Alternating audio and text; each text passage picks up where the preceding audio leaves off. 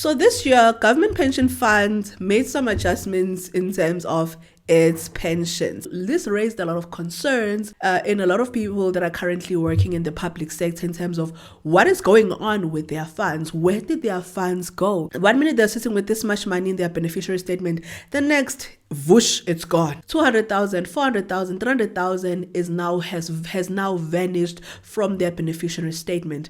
And yes, GPF did issue a statement in what really happened and what does this mean and so forth. But I do know that for a lot of people, there's still concerns and really, what do you mean that 400,000 is missing from my pension? What do you mean that 100,000 has been taken from my pension? And what does this mean for my retirement? It's also raising alarms in terms of our government, because we know that our government is corrupt. And so when such things happen, it does raise eyebrows in terms of, this is also just another tactic that they're implementing in order to steal people's money. So on today's video, I want us to break this thing down in terms of what really happened. And the reason why I'm breaking this thing down is because for me, I also worked in the public sector for 8 years. And so I've been an active member for some time. And so I do know that I was affected by this. And it was something that concerned me a lot. And to a point whereby even when they issued a statement, as I was reading it, I became more confused and it was not clear to me. So I decided to do some learning, really immerse myself in just learning. And on today's video, I'm going to be sharing with you what I learned, with hopes that it simplifies things for you. It gives you an understanding that you need as you navigate this, so that even in the future, you understand that when such things are implemented, what do they mean for you? And also you get a full understanding of what are you subscribed to. I feel like a lot of us are part of the government pension funds because automatically when you come in the public sector, this is automatically expected of you. But a lot of us also do not understand, what are we truly part of?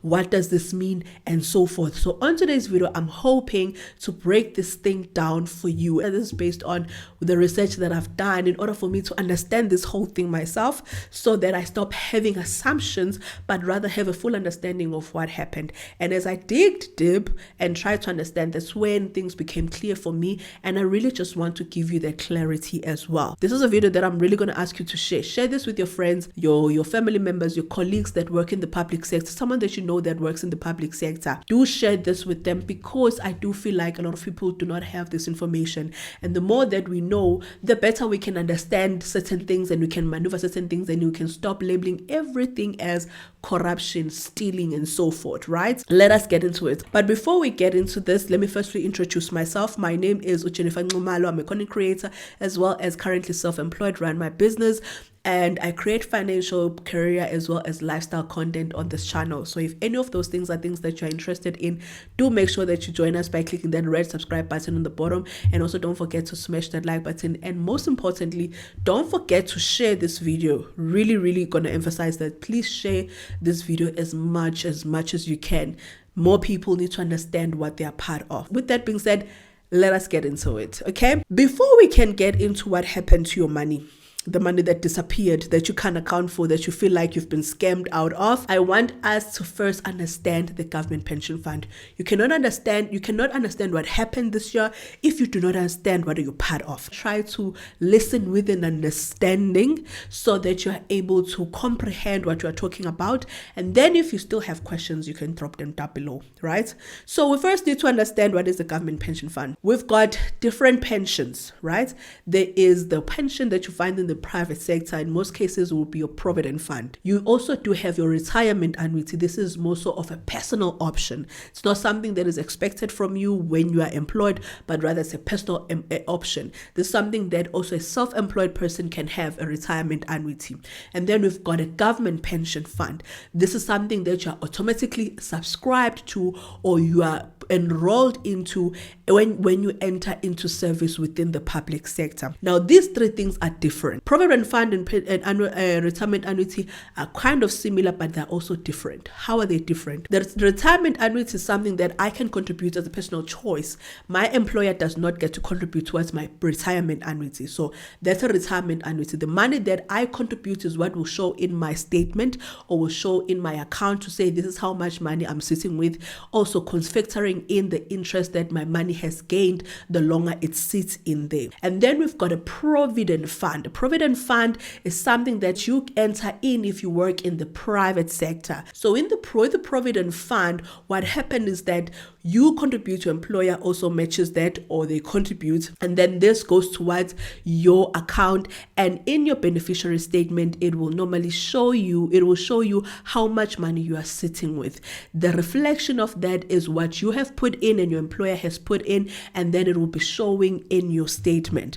That is what you'll normally find in most provident funds. So what you contribute has an impact in terms of how much money you'll be sitting with in your provident fund, with the interest also playing a factor into this. Now let's come to something that is totally different. With the government pension fund, it is so different in a sense that you get subscribed to this, right? You get enlisted into this automatically the moment you become a public servant. And then what then does is that you contribute, your employer contributes. Normally, employees will contribute about 7 point something percent. I think it's about 7.5 or 7%, but around there. And then the employer will contribute over 10%, around 13% there. I think in defense, it's about 16%, but it's different with defense employees. The employer contributes more. When you contribute here and your employer contributes, this money goes to a fund. I'm going to explain here with my prop. I'm going to take out everything. So this, we're going to call this our pension fund. This is our bucket of the fund, right? So what happens is that when you contribute, Uthabo contributes the money and the employer contributes, the money goes in this bucket. Usipho contributes and the employer contributes, the money goes to this bucket. Matapelo contributes and the employer contributes, the money goes. Jennifer contributes and the employer contributes. Everyone, they contribute and the employer contributes. Every money that is contributed, that the money that you see leaving your payslip every month, including your employer, it all goes into this bucket. Think of this bucket as the pension fund. All the money that you see every month, the money leaves your payslip, shows that it left your payslip, it comes directly here. So what does this mean? It means that in the government pension fund, when it comes to government pension, Matapelo, Thabo, Sipho, Nosipho, we do not have a thing called a personal account.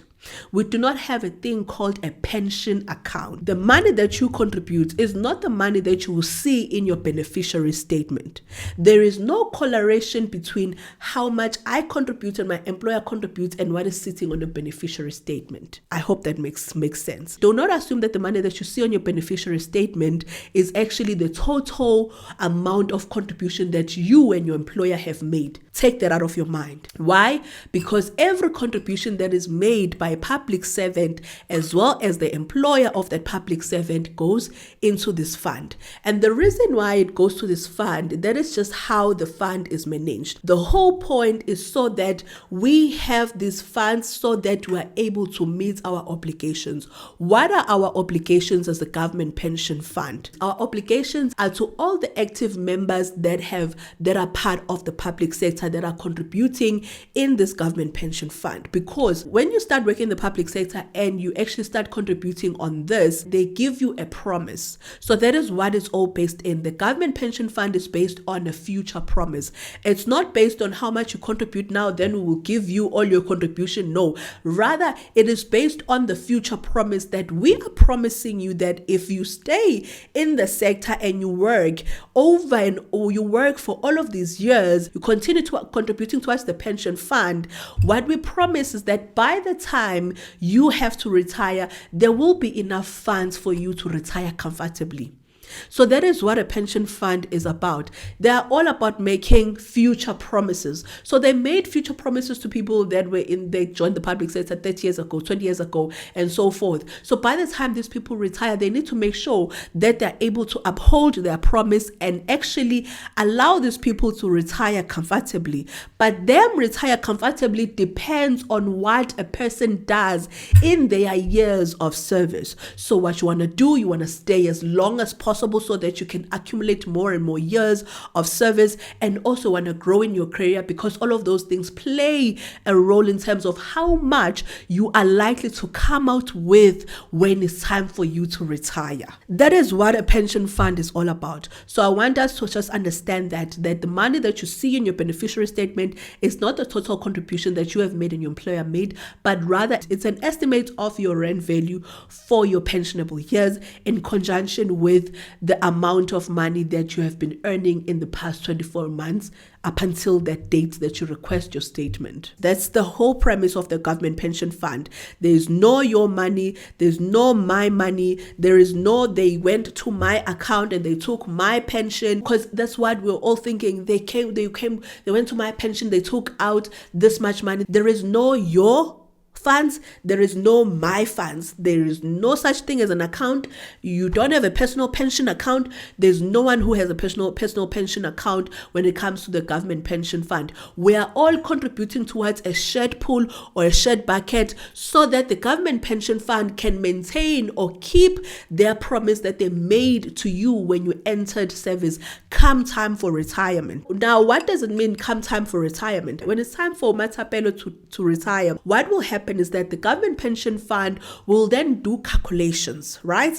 In those calculations, they will be looking at certain factors. They will be looking at factors such as your pensionable years, not just your years of service, but your pensionable years. Remember, when you withdraw money from your savings pot, you affect your pensionable years, but you don't affect your years of service.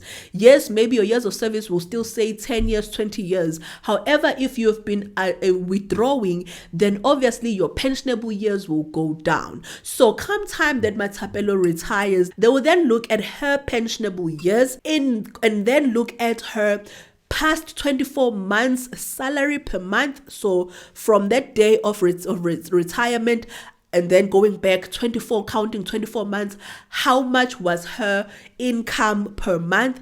And then they will then do the calculation that will allow them to decide how much must Mathapelo get. Then that money will be what will be paid towards Mathapelo, obviously taxes and so forth. But in terms of government pensions, 1.8 million Mathapelo, this is how much money your pensionable years are worth. You can now go and retire comfortably. Let's say Thabo decides that he's resigning. When Thabo resigns, maybe Thabo has about 10 years of pensionable years. What they will do is that they will look at how many years does Thabo have in terms of pensionable years. And then they will say, okay, he's got 10 years, so that will play a big role in the calculation. And then what was the last income in the last 24 months? And then what is the average? They look at the average there, and then they will come up with an amount. And then those amounts will allow them to calculate how much Thabo will get in present value of the future promise. How much Thabo is going to get right now as a lump sum of his payout as part of his resignation. That is how government pension works. So the money that you see in your beneficiary statement, that is not the accumulation of what you have put in and your employer has put in. It's rather a present estimation of your future promise that they made to you, looking at those two factors that I shared with you. Every time, whenever calculations are made in terms of how much you are going to get paid as a payout, they look at your pensionable years as well as the average income that you earned in the past 24 months. That is the most important thing. Or another question that maybe someone may be having then will be to say, what is the point of me contributing then if this money is not going towards my statement, right? The reason why you are contributing so that the government pension fund can sustain itself. It's so that the government pension fund can keep its promise to the people that it made in the past 20 years, 10 years, and also you come time for retirement. It's so that the government pension fund remains liquid. Remember the time when teachers, the cops and so forth, most of public sector servants were resigning in numbers in such a short span of time. Remember those years, there was such a big concern in terms of the funds depleting because there were more people resigning and exiting the system, which also affected the available money on the fund, with meaning that the people that needed to retire, there was a concern that we will not have enough funds to pay them for retirement. Not because they tout their contributions that they've been making all along and so forth. No, because there's an imbalance. There are more people leaving the system and less people contributing, meaning that the funds that are sitting in this bucket are becoming lesser and lesser. Now, as government pension funds, we will not be able to keep our promise that we made to these people that they will retire comfortably. That is the whole point of you contributing towards this. It's so that you are able to allow government to keep its promise to the people that they will retire comfortably. And then another person may be saying, but then if the money is in my beneficiary statement, does that mean that it's mine? No, it is not yours. The money that is showing on the beneficiary statement is just an estimate of the present value for your future promise. So they say that by the time you retire, they will give you this much. You will retire comfortably, right? But then now they need to measure it in present value. And for them to measure it in present value, they need to look at your pensionable years as well as your average salary in the past 24 months. Then they will know that this is your estimated amount of your present value, in terms of if now you were to decide that you are resigning, this is how much we are likely to pay you. However, come time for you to resign, we will do the calculations again and then we will decide how much goes to you. So it's just for the money that you see in your beneficiary statements is to sensitize you on your pensionable years and also your average salary in the past 24 months. Those are the things that should concern you the most. The amount itself is just an estimate. It is not what you are owed. It is not what belongs to you. It does not belong to you. You are not owed that amount, but rather it is what they're estimating that this is the current value of the future promise that we made to you. So don't get attached to the money that you see on your beneficiary statement. It is not what is owed to you. It is not what belongs to you. Nothing you see in that beneficiary statement belongs to you except your pensionable years. That you should hold very, very dear to you. That's why there was so many educational videos and content that was done when the two-pot system was introduced, so that people understand what are you getting yourself into when you withdraw money from your savings pot. What does it affect? It affects the critical part, the critical component, which is your pensionable years. And you want to make sure that you protect that in all forms, because that will determine how much money you are going to come out with when you retire. The lesser the pensionable years that you have, the lesser the payout that you are going to have. Now that we have that out of the way, let us get now into the actuarial interest that was calculated this year. And what does this mean? Here with the actuarial interest, they just want to check the promise that we made for you for the future to say you're going to retire comfortably. What is the present rand value of that? Like, we want to see now the rand value of that. Is the money that we have in the fund enough for us to be able to keep that future promise or not? If it's not, then we're going to need more money to go into the fund so that you are able to keep this promise. Let me break it down further. Ne? When it comes to this, we are looking at the estimated rand value for today.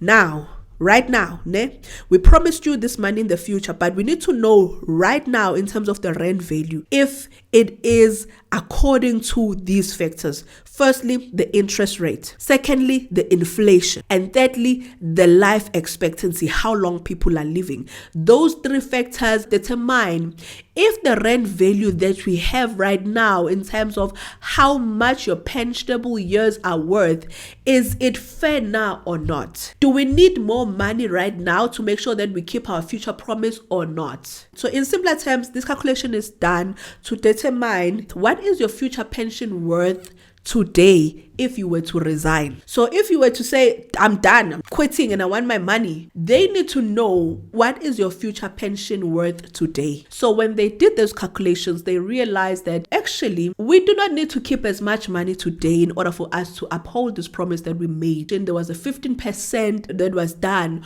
on people's benefits, right? Meaning that the benefits, when you look at it in rand terms, it went down by 15%. This is not to say that money was taken away from your pension, but rather there was an adjustment in terms of the rand value of your future pension, but looking at today. I know. Someone may be saying, Jennifer, yini lento eshoyo, guys. Ibuke kanjena lena. Unenkomo namhlanje. Ngizoyichaza nje. If a cow is expected to produce milk, right? But then prices of milk are expected to increase in the future. Leyo nkomo leyo today will be worth more. Because we know that in the future the price of milk is gonna go down, is gonna go up. So that cow will be worth more today. But if in the future the prices of milk is expected to go down, then the price of that cow today becomes lower. Let me try and explain this. You came into the public sector. You started contributing automatically. And when you started contributing to this pension fund, government said, we are promising you that when come time for you to retire, we are going to make sure that you retire comfortably, right? But then that's a future promise. They did not say how much they're going to give you. They don't know how much they're going to give you come time for it, but they just know that come time for you to retire, you will retire comfortably. We'll take care of you up until you die. But in terms of rand value today, how much is that? How much do we need to have in order for us to know that we are going to be paying you fairly? And this is done so that if it happens that you resign today, they will know how much to pay you and if they will be paying you fairly or not. That is the whole point of doing the actuarial interest. When you saw the money going down, it was basically an adjustment to say in the current value, this is the worth of your benefits. I hope that makes sense. So I wanted to just ask to get this. They did not come to your account and take money. No money was stolen from you, but rather there was an adjustment looking at the issues, looking at the times that we're living in now, and then making sure that the times that we're living in now and the promise that we made to you in the future, are we going to be able to uphold it? If not, then we need to make adjustments, and those adjustments were done. That is why there was that cut of 15% in the rent value. But it does not mean that your benefits went down. It just means that in the rent value, if you resign today, do know that that factor will be considered come time that we need to calculate how much money you should be getting. Now, I want us to look at who is affected, because that is just as important. So all active members are affected with this. Resigning members are also affected by this. Transferring members are also affected by this. And members with less than 10 years of service leaving or resigning are also affected by this. People that are not affected by this are people that are retiring. Retiring members that are already waiting for retirement, they are not affected by this. People that are already pensioners, they are not affected by this. And also, this is to say, if you resign now from the 1st of October, do know that this 15% will be added as part of the calculations when we decide how much you should get as your payout, as your lump sum that you are going to get upon resignation. But if you stay within the system, obviously this adjustment will be showing on your benefits, but it does not mean that you are going to get less money come time for retirement. It is just so that we adjust, so that they know that they are going to be paying out people fairly, and they are still going to make sure that they manage the fund so that it continues to be liquid, and they're able to keep the future promises that they made to other people that will work up until retirement. So going forward, what do you do? Now that you know that this pension fund is really not what I thought, the money that I contribute, an employer contribute, does not mean that that's the money that I'm going to come out with and so forth, and I'm only just putting money in the bucket, and then I don't really know how much I'm going to come out with come time for retirement. What do you do? The first thing that I would say is, do not just rely on the pension fund and have this as your only plan for retirement, right?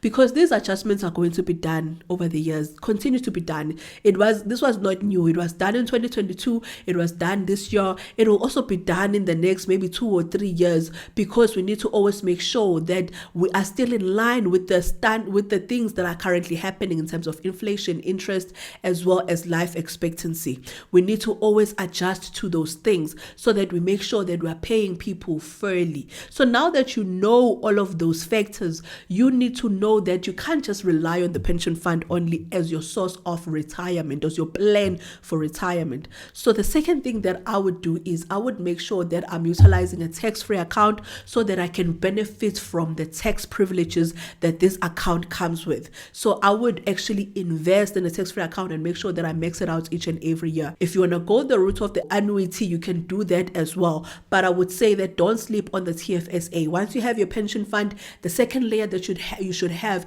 is your TFSA, and make sure that you max it out each and every year. And then have your other investments, right? So you can have your retirement annuity, or you can have normal investments. You can invest offshore, you can invest within the country, anything really. You can have government bonds, you can also invest in property, so long as you are diversifying and you are making sure that you are not just relying on this thing. And when you have other layers that are there for your retirement plan, it allows you to decide and to have control when are you going to retire. So you can retire at 45, 50 when you feel like you are tired, but knowing that you have enough assets that will allow you to retire comfortably.